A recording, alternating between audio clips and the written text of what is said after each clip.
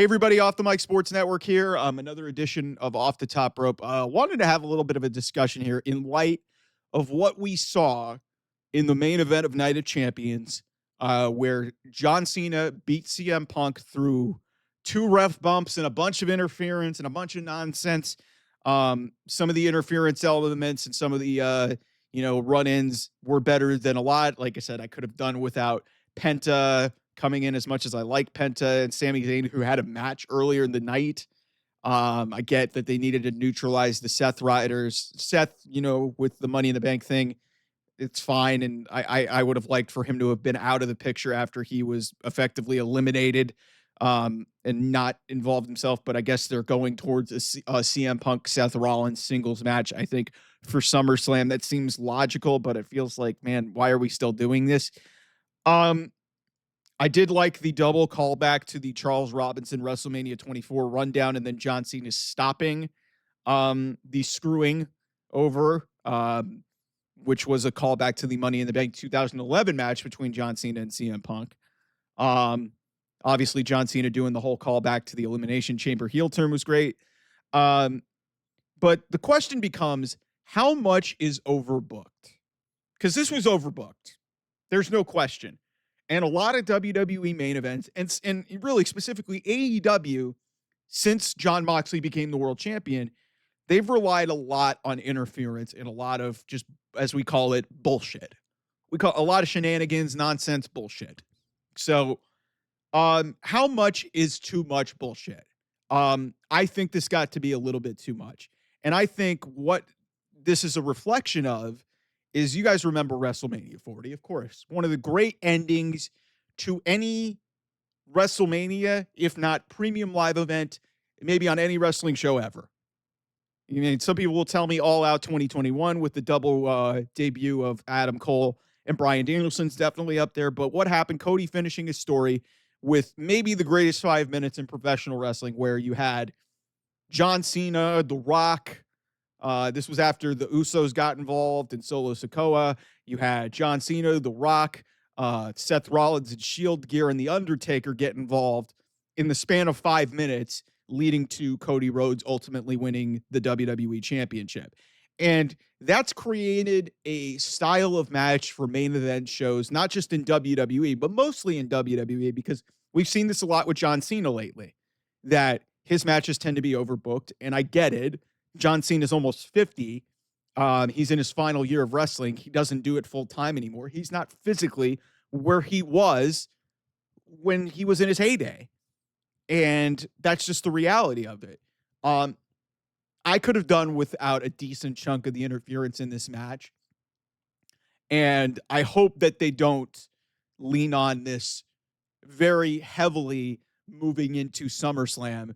Although I don't know, based off what happened with Cena and Cody at WrestleMania, if they can afford to do that. They may have to go to some interference spots and stuff. But if you're going to do it, have it make sense, I guess I could say. And, the Backlash match had a bunch of stuff that was going on. I mean, the R-Truth thing felt a little abrupt, and it fed into something which, led to R-Truth ultimately being going brought back. And they still haven't really paid off that whole storyline that was kind of like a red herring in a lot of things. And then, this match at Night of Champions, it was, like I said, Penta's really kind of getting thrown into spots where, as much as I like him getting heavily featured, it's just like this, that felt forced. Sami Zayn didn't need to be there. This could have been, set to the follow-up show the next night. If Seth's out there with the Seth Riders, maybe have Cena and Punk team up to take down them, and then have that whole spot where they hug each other and John tries to go low and it leads to that finish that we had. I mean, or the one thing that really would have made that make at least some sense is if Roman Reigns came back, but obviously they're saving that for another opportunity to bring him back. It just felt unnecessary in this spot. And it's happened a lot in AEW. Like, you guys saw it at Dynasty. Like, that match got way overbooked to death.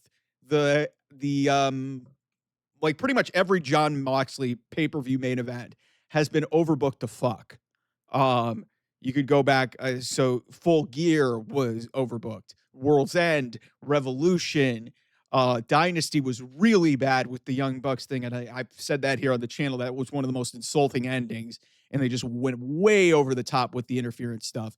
And a couple of people on the internet were saying, "Man, I hope AEW doesn't do that much interference for the match at All In." I'll say this: interference can work if the story applies to it.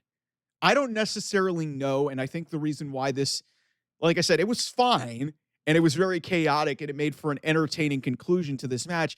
But considering this is the last time that John Cena and CM Punk are going to face each other, according to Triple H, kind of make, like, especially like what the fuck does Sami Zayn and Penta have to do? I understand that they've got issues with the Seth Riders, but they didn't need to be there, especially Sammy, considering he just won a match.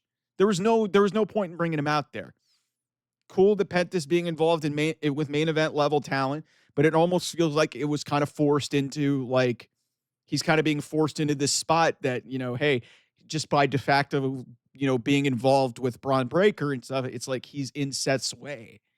It's weird. It's really weird. So, um, with AEW, man, like, once they get past this John Moxley stuff, and hopefully it ends at All In, they can get past this and actually start to have straight main events. The Bloodline was really what spawned this, and I get it. There were some storyline plot points that led to it, and then obviously that Bloodline rules match on night 2 of WrestleMania 40 really, like, showed you how great it can be when the story applies. This was one of those examples, specifically, like a lot of the Death Rider stuff, and then what happened at Night of Champions is really, and most of John Cena's title run is really just being booked like the Bloodline. It's like, at a certain point, you've got to have some of these straight wrestling matches. And I know, and this is why a lot of people, I think, are hoping that the John Cena, world title thing ends at SummerSlam. We get a new storyline to go off of, and we can start to, like, not having a lot of shenanigans in these finishes. And it's like I said, you can resort to that type of stuff, but it doesn't have to be every match. And the Bloodline did this a lot. The Death Riders have been doing it a lot. And really, this whole John Cena title run has just been littered with interference. And unless you're going to do something that really, makes sense to the audience, like in the one, like the Travis Scott thing at WrestleMania was a disaster. The Rock wasn't there. That was what we were waiting for on that. And then, the Randy Orton stuff, you had R-Truth run in, and you just had a bunch of BS going on there that kind of lit up the crowd, and it was entertaining, and you can sort of get away with it. But then, like, this was just way this was just way excessive for me. So, I mean, you guys tell me what's too overbooked for you. If you like the finish at Night of Champions, like I said, I didn't hate it, but if I'm nitpicking a bit, it's like some of these interference points got a little bit, like 150 people were running in on this match. Like, Seth and his group made sense because Seth has the Money in the Bank briefcase. But then, bringing in Penta and bringing in Sami Zayn, I understand that they have issues with Seth.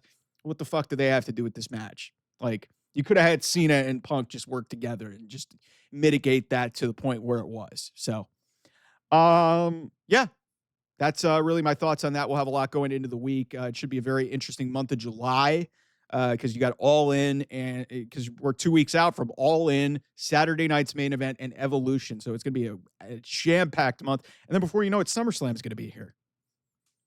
Like, we're moving along here in the world of professional wrestling. So anyway, thanks so much to everybody who subscribes here on the channel. I'll see you guys soon. Bye-bye.